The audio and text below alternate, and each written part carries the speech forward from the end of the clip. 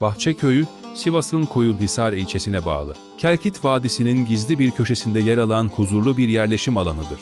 Bu köy, şehir hayatının karmaşasından uzak, doğanın kucaklayıcı kollarında bir yaşam sunmaktadır. Burada, halk geçimini hayvancılıkla, küçük ölçekli tarımla ve mevsimsel işlerle sağlamaktadır. Her bir ev, kuşaktan kuşağa aktarılan geleneklerle doludur. Bu gelenekler, köyün sosyal dokusunu besleyen, dayanışma kültürünün ve güçlü manevi değerlerin temel taşlarını oluşturur. Bahçeköyü, sadece bir yerleşim yeri değil, aynı zamanda tarih ve kültürün iç içe geçtiği, insan ilişkilerinin derinlemesine yaşandığı bir yaşam alanıdır. Her bir birey, bu köyün zengin kültürel mirasını yaşatmak ve gelecek nesillere aktarmak için çaba göstermektedir. Asrı gurbet sen harap ettin o köyleri.